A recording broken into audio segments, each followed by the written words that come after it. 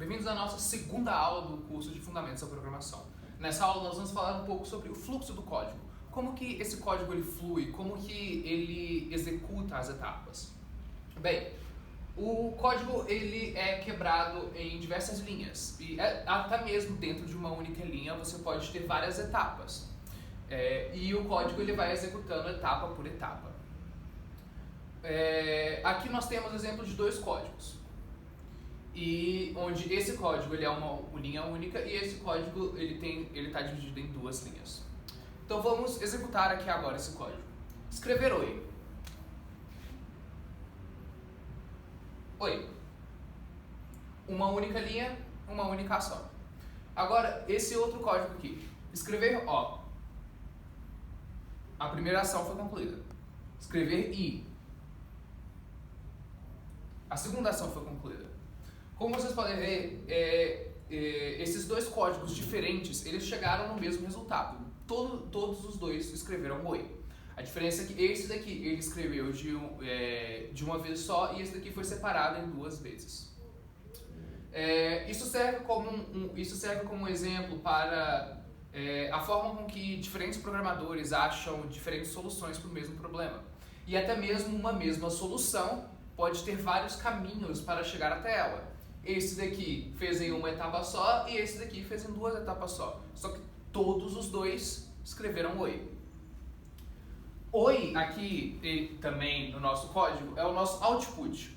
Output é uma palavra que vem do inglês. Ela pode ser separada aqui em dois radicais. O radical put ele é colocar e o out é para fora. Então output é colocar para fora. É algo que está saindo do código e está indo para o nosso usuário. Então, ele está nesse sentido.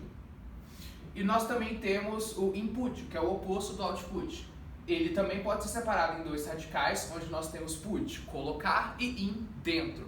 Então, dessa vez, a gente está colocando dentro da onde? Colocando dentro do código. É uma informação que está saindo do usuário e está indo para o código. No nosso exemplo aqui, nós só estamos utilizando o output. No caso, o nosso output aqui é oi. Mas um exemplo de input seria, você está fazendo login num site e o site ele pede o seu usuário e senha para fazer o login. Esse usuário e senha que você digita no computador é o seu input. Esse ato de digitar no teclado é o input. O output nessa situação seria, depois de você fazer o login, ele aparece login feito com sucesso. Essa mensagem, login feito com sucesso, ela seria o seu output. Uma coisa que eu gostaria também de explicar é a forma com que nós programadores, nós pensamos na hora de resolver problemas. Isso daqui era um problema muito simples. A gente queria uma coisa que era escrever oi. E nós achamos duas soluções diferentes para escrever isso. Só que nós temos que tomar muito cuidado com relação ao fluxo do código, que é a ordem com que ele vai executar isso. Se ao invés de eu escrever primeiro o e eu escrever primeiro i, e depois eu escrever ó, aqui o nosso código ele vai dar errado, porque nós não estamos escrevendo oi, nós estamos escrevendo ió. Nós estamos primeiro executando a linha de cima e depois a linha de baixo. Isso é algo que você tem que tomar muito cuidado com, a ordem com que as coisas estão sendo feitas. E também algo que é muito útil você utilizar, depende muito da situação que você quer fazer isso. Aqui nesse caso, eu acho mais prático você só escrever oi de uma vez só. Mas, por exemplo, esse exemplo aqui, ele é algo muito simples. A gente está escrevendo uma palavra que só tem duas letras. Mas vamos supor que a gente quer fazer uma ação complicada. Por exemplo, abrir uma porta.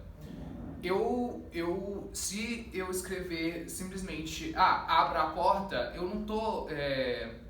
Muitas vezes isso é uma ação muito complicada da gente transmitir essa informação para o computador.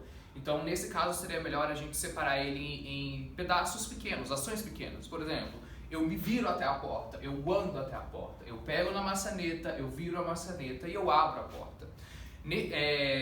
Quando nós separamos essas ações mais complicadas em ações pequenas, ajuda para que nós conseguimos pensar exatamente, isso acontece primeiro, e depois disso isso acontece, e depois disso aquilo acontece, e depois daquilo essa outra coisa acontece. Uma vez que nós temos essa ordem na nossa cabeça, fica muito mais fácil de escrevermos no código exatamente o que tem que acontecer. Aí para.